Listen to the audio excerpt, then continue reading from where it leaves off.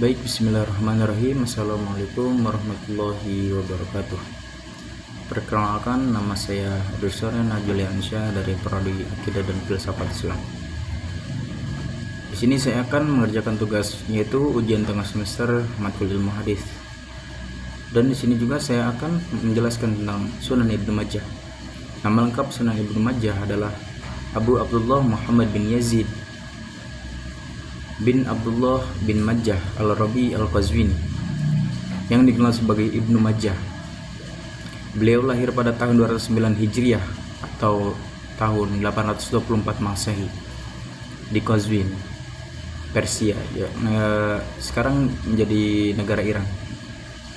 Nama Majah merujuk pada ayahnya atau leluhurnya. Pendidikan dan keilmuan Ibnu Majah dikenal salah satu ulama besar dalam ilmu hadis.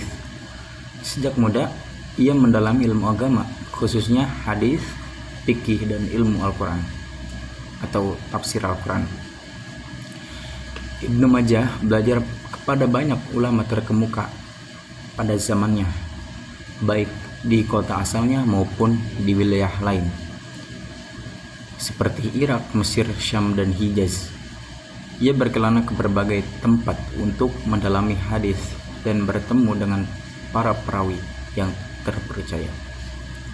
Guru-guru Ibnu Majah, beberapa guru yang terkenal yang menjadi rujukannya adalah Muhammad bin Rumh di Mesir, Daud bin Rashid di Baghdad, Hisham bin Amr di Damaskus, dan Abu Bakar bin Abi Syaibah, yaitu seorang perawi hadis yang ternama.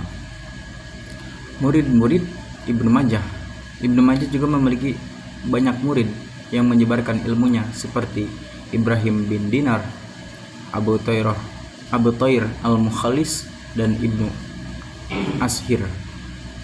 Karya utama Ibnu Majah, karya terbesar Ibnu Majah adalah Sunan Ibnu Majah, salah satu kitab hadis yang termasuk ke dalam Kutubus Sittah, yaitu 6 kitab hadis utama. Kitab ini terdiri dari 4.341 hadis yang terbagi menjadi beberapa bab sesuai tema. Di antaranya ada akidah, ibadah, muamalah, dan akhlak. Ibnu Majah menyusun kitab ini untuk tujuannya untuk melengkapi hadis-hadis yang belum tercantum dalam kitab-kitab sebelumnya seperti Sahih Bukhari dan Sahih Muslim. Kitab ini sangat berharga bagi umat Islam, meskipun beberapa hadis di dalamnya memiliki derajat yang lemah.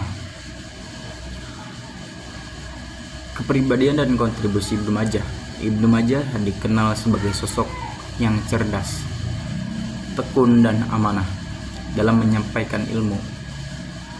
Ia dihormati karena dedikasinya dalam mengumpulkan hadis dan menyusun secara sistematis.